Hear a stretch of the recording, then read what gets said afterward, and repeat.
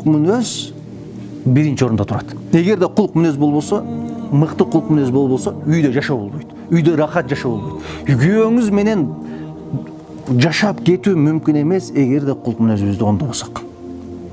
Кулк мүнөз, ошон үчүн пайгамбар саллаллаху алейхи вассалам айтат, мусулман эркек аялынан бир кемчилик көрсө, кайра бир жакшылыгын көрөт да, кемчилигин көрбөй калат дейт. Негизи бул сөз эркектерге айтылып атат, бирок аялдарга да айтыштуу. Биз бири-бирибизден кемчилигибизди көрсөк, унутушубуз керек. Жакшылыгын эстеп туруп, кемчилигин унутушубуз керек. Ар бир адам кемчиликтүү. Ар бир адамдын өз слабый жери бар. Ар бир адам кемчиликтүү адам. Күллү бани адам хатта, ар бир адам кемчиликтүү деди. Кээ бирөөлөрүбүз периште издеп жүрөбүз. Күнөө кылбаган, эч кандай жаман сөз сүйлөбөгөн. Жашоо, үй бүлөлүк жашоодо анча-мынча оюш, кыйыш, анча-мынча уруш, тополоң, бул табигый көрүнүш, боло турган нерсе. Ушуну жеңип өтүштүн, ушунун чыгуун, ушулдан чыгуунун жолун билсек, ошондо бактылуу жашайбыз. Пайгамбарыбыз, ойлобоңуздар, пайгамбарыбыздын доорунда эле жыргап жашат деп. Пайгамбарыбыздын үйүндө да проблема болду. Пайгамбардын үйүндө дагы байкы уруш жаңжал болду. Аялдары кызганды кээде тополоң кылды. Бирок ошо маселеден чыгуунун жолун үйрөндү. Абу Бакр радияллаху анху бир күн олтурса, ошол пайгамбарыбыздын үйүндө бир аз чыр болуп аткан кабар келди. Анан пайгамбарыбыздын үйүнө барса, Айша энебиз менен Абу Бакр радияллаху анху урушуп атыптыр.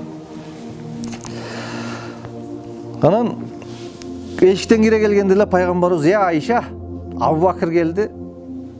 Ушул адам экөөбүздүн ортобузда маселени чечкенге ыраазысыңбы?" деп айтыптыр. Десе, мен ыраазымын дептир. Абу Бакр радияллаху анху келип отурат.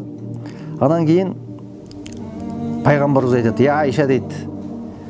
"Сөздү сен баштайсыңбы, же мен баштаймынбы?" дейт. Десе, Айша энебиз айтат: "Сен баштагын" дейт. "Бирок жалган сүйлөбөгүн" дейт. Чынын айтып сүйлөгүн дейт. Ошол учурда Абу Бакр радияллаху анхунун ашуусу келди. Дароо Айша энебиздин жагына урду эле дейт, Айша энебиздин оозунан кан чыкты дейт. Чуркап Айша энебиз азыр эле пайгамбарыбыздан арызданып атасына кайрылып аткан, пайгамбарыбыз ортого түштү дейт. Чуркап пайгамбарыбыздын аркасына калып бекине калды дейт. Пайгамбарыбыз: "Эй Абу Бакр, биз сенен мону каалаган жокпуз. Абу Бакр, сенен биз мону нерсени каалаган жокпуз" деп тосуп калды дейт.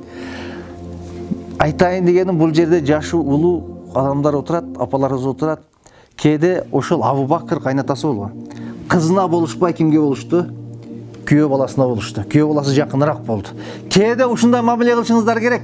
Эгерде кызыңыз бактылуу болсун десеңиз, кызыңыз тарап эмес, кээде күйөө балаңыз тарап. Адилеттүүлүккө, кайсы тарап адилеттүүлүккө ыкташыбыз керек кээдечи.